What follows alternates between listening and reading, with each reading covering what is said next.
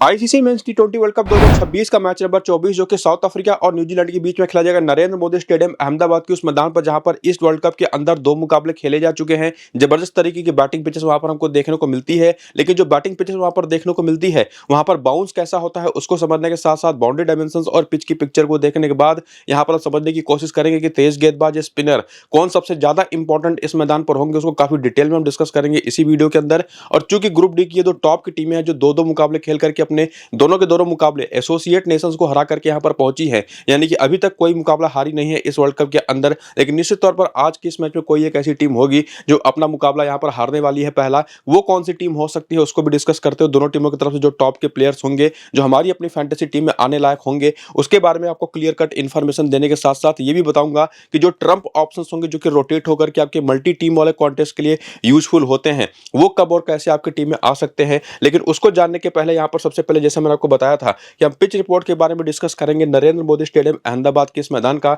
जहां पर दो मैचेस ऑलरेडी हो चुके हैं और दोनों मैचेस में अगर आप देखें तो साउथ अफ्रीका ने पहले बैटिंग करते हुए सामने वाली टीम को हराया है। हालांकि यहाँ पर साउथ अफ्रीका और अफगानिस्तान का जो मैच था ये टाई हुआ था, उसके बाद सुपर ओवर के अंदर साउथ अफ्रीका ने उस मैच को जीत लिया। तो निश्चित तौर पर वहां पर एक एडवांटेज तो साउथ अफ्रीका के पास था पहले बैटिंग करने के बाद। लेकिन जब अफगानिस्तान की टीम ने वहां पर इनके 187 स्कोर को चेज किया और जबरदस्त तरीके की बैटिंग वहां पर रहमानुल्लाह गुरबाज की तरफ से हुई, जिससे देखने में तो लगा कि पिच जो है बैटिंग के लिए बहुत अच्छी थी, लेकिन बैटर्स बाकी जो थे वो उतना बेहतर काम कर नहीं पा रहे थे, क्योंकि पिच के अंदर जो पेस थी और जो बाउंस था, क्योंकि अगर पिच की पिक्चर देखें तो लाल मिट्टी की पिच यहां पर यूज की जा रही है फिलहाल अभी के लिए। बाउंड्री डायमेंशन अगर आप देखें तो ठीक ठाक बड़ी बाउंड्रीज यहां पर हैं, लेकिन यहां पर बाउंस इतना बेहतर होता है पेस के साथ लाल मिट्टी होने की वजह से। चूंकि अगर आप यहां पर कंपैरिजन करें सेम एक चेन्नई की पिच यहां पर, जो कि इसी टूर्नामेंट के अंदर जो चेन्नई की पिचेस भी यूज की जा रही हैं वो भी लाल मिट्टी की है, और वहीं पर नरेंद्र मोदी स्टेडियम की पिच भी जो है वो भी लाल मिट्टी की। लेकिन अगर आप बाउंस में डिफरेंस देखें तो अच्छा खासा डिफरेंस यहां पर आपको दिखाई पड़ेगा। ये जो गेंद आपको यहां पर ऑरेंज कलर की दिखाई पड़ रही होगी ना,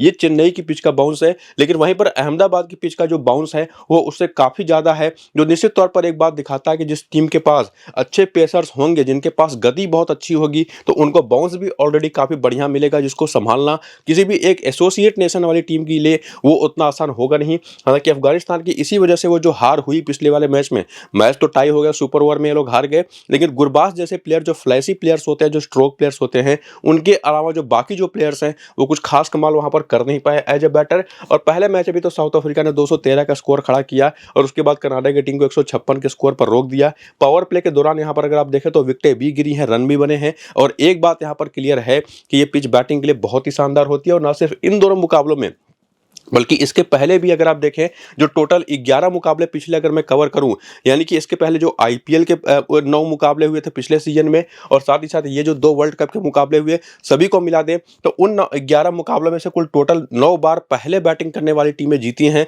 जो दिखाता है कि बैटिंग करने के लिए जो पिच है मैच के आगे बढ़ने के साथ साथ थोड़ी सी मुश्किल होती चली जाती है। यहाँ पर स्पिन और पेस को उन सभी के सभी 11 मैचेस में देखें तो स्पिन को 38 विकेटें मिली, लेकिन पेस को यहाँ पर 100 विकेटें मिली है, जो ये भी क्लियर करता है कि पूरा पेसर्स का डोमिनेंस यहां पर होता है। और स्पिनर्स के 38 में से 18 विकेटें पहली इनिंग में, 20 विकेटें सेकंड इनिंग में, वहीं पर पेसर्स की 100 में से 43 विकेटें पहले इनिंग में और 57 विकेटें सेकंड इनिंग में जो हैं, वो ये भी बताता है कि क्यों यहां पर स्कोर चेज करना कोई भी हमेशा से मुश्किल रहा है। तो एक लाल मिट्टी की पिच जो बैटिंग के लिए बहुत अच्छी होती है, लेकिन चूंकि वहां पर एक एक्स्ट्रा बाउंस होता है किसी भी तेज गेंदबाजी के लिए, तो वो निश्चित तौर पर हेल्प उनको करता है। और मैच के आगे बढ़ने के साथ साथ स्कोर चेज करना यहाँ पर उतना आसान होता नहीं, जो कि पहली इनिंग में वो स्कोर बन भी जाता है इतना बड़ा कि निश्चित तौर पर एक प्रेशर आता है। तो जो टीम आज के इस मैच में टॉस जीतेगी वो तो पहले बैटिंग करना प्रेफर कर सकती है रिजल्ट्स को देखते हुए। तो वो कौन सी टीम आज के इस मैच में होगी वो तो टॉस के बाद आपको मैं टेलीग्राम और व्हाट्सएप पर बताऊंगा ही।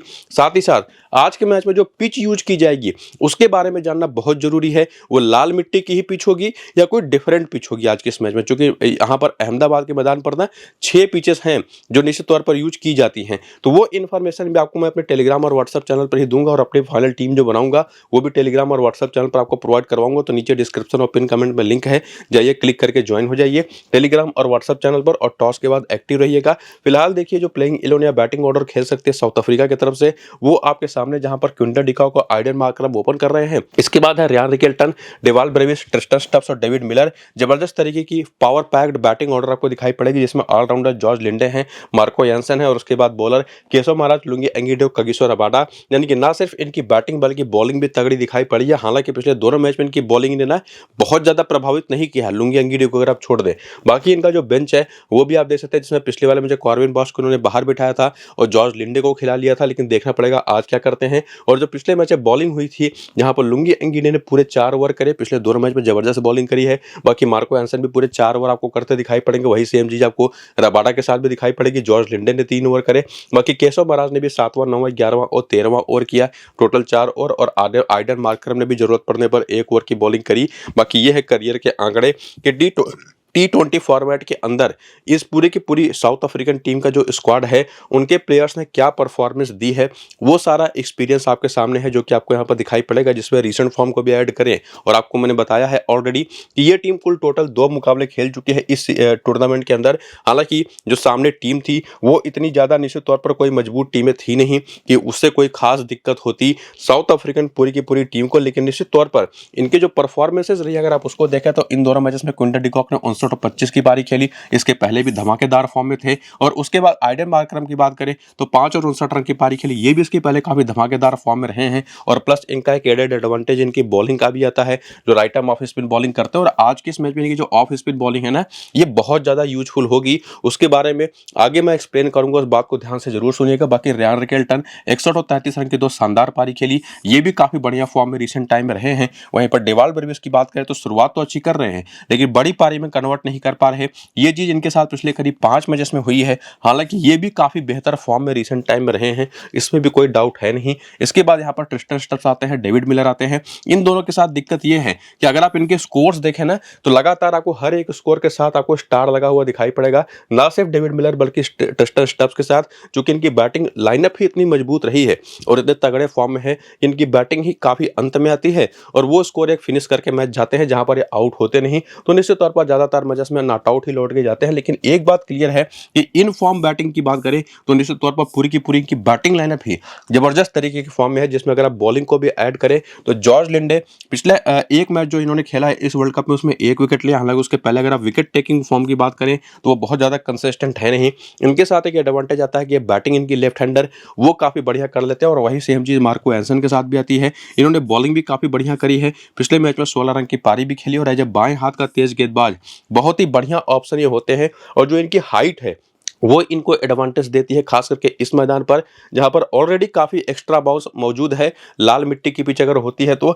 और निश्चित तौर पर इनके जो बाएं हाथ की एक्स्ट्रा पेस है तेज गेंदबाजी के तौर पर, वो भी इनके काम आती है। और राइट हैंडेड बैटिंग तो कमाल की कर ही लेते हैं। और उसके बाद आते हैं केशव महाराज, जो बहुत ज्यादा इंपैक्ट नहीं छोड़ पाए हैं इस पिच पर, वैसे भी स्पिनर्स के लिए कुछ खास होता नहीं, और जो बाउंस मिलता है वो बल्लेबाजों को काफी कंफर्टेबल कर देता है इनके खिलाफ। और बहुत ज्यादा अच्छी विकेट टेकिंग फॉर्म दिखाई पड़ी नहीं इनकी इस मैदान पर। हालांकि उसके पहले ये काफी बेहतर फॉर्म में थे, टूर्नामेंट में आने के पहले काफी शानदार बॉलिंग कर रहे थे। लेकिन सामने न्यूजीलैंड की टीम है, वो लेफ्ट आर्म ऑर्थोडॉक्स बॉलिंग कैसा खेलती है वो भी देखना जरूरी होगा। बाकी एंगिडी ने अभी तक के 2 मैचेस में 7 विकेटें ली हैं। इनके पास जो एक्स्ट्रा पेस है और प्लस इस पिच से जो बाउंस मिलता है वो इनको काफी हेल्प करता दिखाई पड़ा है। हालांकि वही सेम चीज कगिसो रबाडा के खिलाफ गई है, विकेटें जरूर इन्होंने 2 मैचेस में 2 ली हैं, लेकिन काफी ज्यादा रन इन्होंने कंसीड किए हैं। तो ओवरऑल अगर आप रिसेंट फॉर्म और इंपैक्ट की बात करें तो मार्को एंसन, लुंगी एंगिडी और इनके टॉप ऑर्डर के तीनों बैटर्स, इन 5 प्लेयर्स का जबरदस्त रहा है। और यही 5 प्लेयर बेस्ट ऑप्शन के तौर पर अगर आप सेफ एक टीम बनाना चाहते हैं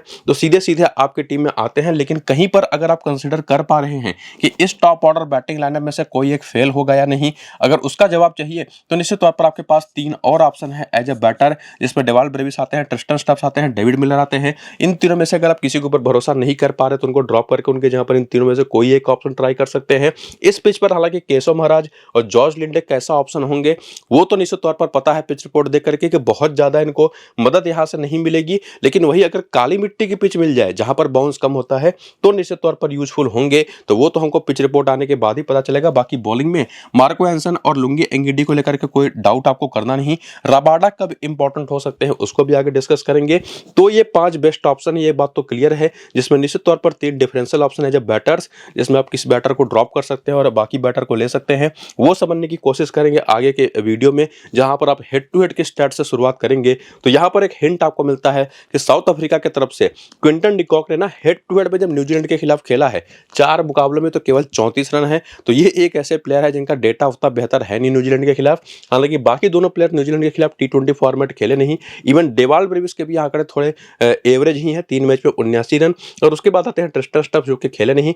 मिलर के आंकड़े भी बहुत ही पुअर है न्यूजीलैंड के खिलाफ। और उसके बाद आते हैं जॉर्ज लिंडे, 3 मैच में कोई विकेट नहीं लेकिन 63 रन।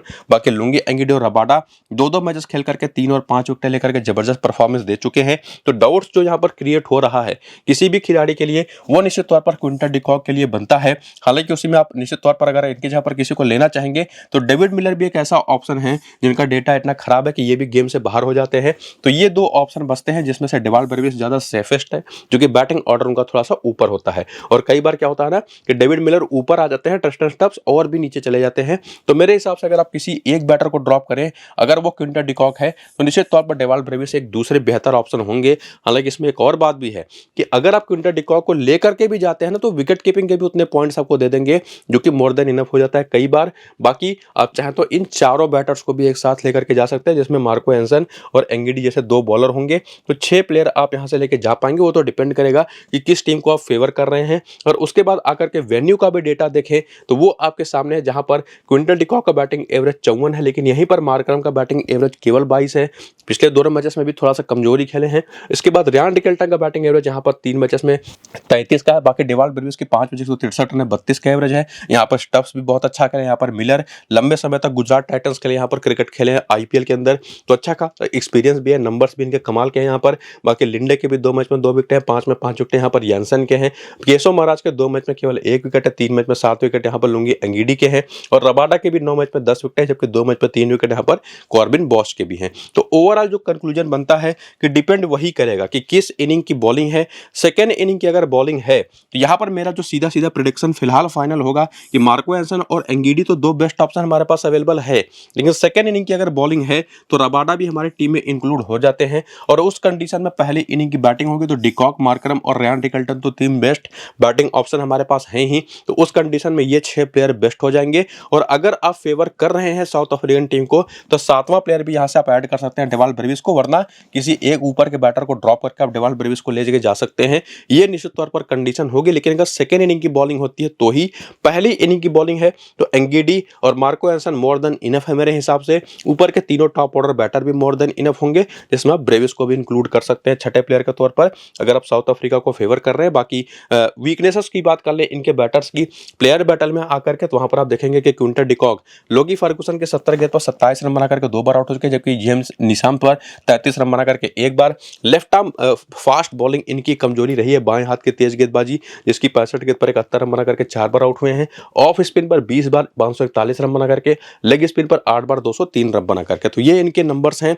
ओवरऑल वीकनेस के तौर पर टी20 फॉर्मेट में चाहे कोई इंडिविजुअल बॉलर हो चाहे कोई टाइप ऑफ बॉलिंग हो, तो बाएं हाथ की तेज गेंदबाजी तो इनको परेशान करती ही है। और प्लस लोकी फर्गुसन और off spin leg spin bowling, जिसमें मार्करम की बात कर ले तो ये भी नीसम पर एक बार सस्ते में आउट हो चुका है। लोकी फर्गुसन को फिर भी बेहतर खेला है। बाएं हाथ की ऑर्थोडॉक्स बॉलिंग वो इनको परेशान करती है, बाकी लेग स्पिन बॉलिंग। और वहीं पर डेवाल ब्रेविस की बात करें तो लेफ्ट आर्म ऑर्थोडॉक्स बॉलिंग इनके खिलाफ भी काफी यूजफुल होती है, जो कि सामने की टीम में बहुत ही अच्छा ऑप्शन है लेफ्ट आर्म ऑर्थोडॉक्स का। और बाकी ट्रिस्टन स्टब्स को भी बाएं हाथ की तेज गेंदबाजी परेशान करती है। हालांकि प्रॉपर कोई बाएं हाथ की तेज गेंदबाजी है नहीं न्यूजीलैंड के पास, तो लेफ्ट आर्म ऑर्थोडॉक्स बॉलिंग और ऑफ स्पिन बॉलिंग 2 ऐसी टाइप ऑफ बॉलिंग है लोकी फर्गुसन के साथ, जो इस पूरी की पूरी साउथ अफ्रीकन टीम के खिलाफ काफी ज्यादा यूजफुल होने वाली है। और जैसा मैंने आपको बताया कि सामने की टीम में वो जो लेफ्ट आर्म ऑर्थोडॉक्स बॉलिंग का ऑप्शन है वो इतना बड़ा ऑप्शन है ना कि इसको आप ड्रॉप कर ही नहीं सकते, जिनका नाम है मिचेल सैंडर, जो रिसेंट टाइम में बैटिंग भी बहुत अच्छी कर रहे हैं। बाकी बैटिंग ऑर्डर तो आपके सामने है। और उसी में एक और प्लस पॉइंट है कि लेफ्ट आर्म ऑर्थोडॉक्स बॉलर के तौर पर सचिन रविंद्र ने भी इस टूर्नामेंट में अच्छी खासी बॉलिंग करी है। बाकी नीसम, लोकी फर्गुसन, मैट हेनरी और जैकब डफी जैसा पेस हटाएगा इनके पास, जिसमें डैरेल मिचेल भी है जब बैटर। और बाकी बैटिंग ऑर्डर तो आप देख ही पाएंगे, जिसमें Glenn Phillips off spin bowling कर देते हैं। बाकी इनका यह बेंच है। और बेंच के बाद जो पिछले मैच में बॉलिंग हुई थी वो आप देख सकते हैं, जिसमें टोटल कुल 7 बॉलर यूज हुए थे, लेकिन मिचेल सैंडर, लोकी फर्गुसन, मैट हेनरी मेरे हिसाब से 3 रेगुलर बॉलर हैं, जिसमें निश्चित तौर पर सचिन रविंद्र ने भी अच्छा खासा रोल प्ले किया इस टूर्नामेंट के अंदर, ग्लेन फिलिप्स में ही। और बाकी ये करियर का डेटा अगर आप देखना चाहें न्यूजीलैंड के प्लेयर्स का तो वो भी देख सकते हैं, जिसमें रिसेंट फॉर्म को भी ऐड करें तो ये टीम भी 2 मुकाबले खेल चुकी है, 2 के दोनों जीती है। और उन दोनों मैचेस में जो परफॉर्मेंसेस रही उसमें इनके top top order batter. Finland ने पिछले मैच में 84 नाबाद की पारी खेली, पहले मैच में 1 रन, और बाकी टीम साइफर्ट ने तो 89 नाबाद और 65 रन की 2 धमाकेदार पारियां खेली है। और ये दोनों टॉप ऑर्डर के जो इनके बैटर्स हैं ना सिर्फ इस टूर्नामेंट के अंदर, इसके पहले भी काफी बढ़िया फॉर्म कैरी करके यहाँ पर पहुंचे थे। लेकिन दिक्कत इनके साथ है वो है रचिन रविंद्र वाली, जो कि एज ए बैटर बहुत ज्यादा कामयाब ना तो इसके पहले थे एज ए फॉर्म अगर आप देखें, और इस टूर्नामेंट में तो बैटिंग ही एक बार आई जिसमें खाता खुला नहीं। लेकिन चूंकि इनकी एडवांटेज बॉलिंग बन जाती है तो ये भी काफी सेफ ऑप्शन बन जाते हैं। ना सिर्फ ये बल्कि in form batter Glenn Phillips भी। तो इन चारों को तो मैं सजेस्ट करूंगा नहीं कि आप ड्रॉप करिए, इवन किसी न किसी एक को तो अगर आपको ड्रॉप करना भी है तो वो ऑप्शन होगा कौन वो भी बताऊंगा। लेकिन फिलहाल उसके बाद डैरेल मिचेल और मार्क चैपमैन का नंबर तो कट जाता है अगर आप इस टॉप ऑर्डर के चारों खिलाड़ियों को लेकर के जाते हैं। हालांकि ये दोनों भी काफी अच्छे फॉर्म में है। सैंडर को आपको ड्रॉप करना है नहीं, इसकी बात या रीजन आपको मैं क्लियर कर चुका हूं पीछे। बाकी जिमी नीसम हो गए, लोकी फर्गुसन हो गए, मैट हेनरी, जेकब डफी, जिसमें से देखा तो डफी ने 2 मैच में 2 विकेटें ली हैं, हेनरी ने 2 मैच में 3 विकेटें ली हैं, लोकी फर्गुसन ने 2 मैच में 3 विकेटें ली हैं, नीसम को कोई विकेट मिला नहीं है। तो फॉर्म के बेसिस वरना लोकी फर्गुसन और मैट हेनरी भी बेस्ट ऑप्शन निकल करके आते हैं। तो ये प्रॉपर 7 प्लेयर हैं जो काफी कमाल के ऑप्शन के तौर पर दिखाई पड़ते हैं। लेकिन चूंकि सामने साउथ अफ्रीका की टीम है तो उनके खिलाफ तो निश्चित तौर पर न्यूजीलैंड के 7 प्लेयर आपको ले जाना कोई तुक बनता नहीं। तो उसी वजह से किसको ड्रॉप करें उसका आंसर लेने के लिए अगर आप आए यहाँ पर हेड टू हेड के आंकड़े देखें तो फिनलैंड तो कभी खेले नहीं साउथ अफ्रीका के खिलाफ, लेकिन टीम साइफर्ट के लिए 3 मैच में 118 रन, बाकी रचिन रविंद्र के 2 मैच में 50 रन, ग्लेन फिलिप्स कुछ खास कर नहीं पाए हैं, इवन चैपमैन और डैरेल मिचेल भी नहीं चले हैं, इवन सेंटनर के भी 4 मैच में केवल 3 विकेट है। और उसके बाद आते हैं यहाँ पर जिमी नीसम, 4 मैच में केवल 1 विकेट है। बॉलिंग में लोकी फर्गुसन निश्चित तौर पर इंटरनेशनल मैचेस नहीं खेले हैं, लेकिन लीग मैचेस जो होते हैं दुनिया भर में T20 लीग्स वहां पर खेलते हैं इनके खिलाफ। बाकी मैट हेनरी और जेकब डफी के आंकड़े तो कमाल के हैं। तो ये 2 बेस्ट ऑप्शन निकल करके आते हैं। बाकी इसके बाद वेन्यू के नंबर्स देखें तो इस मैदान पर ज्यादा एक्सपीरियंस है नहीं न्यूजीलैंड के प्लेयर्स को खेलने का, और इवन इस मैदान पर लोकी फर्गुसन के आंकड़े भी बहुत ही खराब है।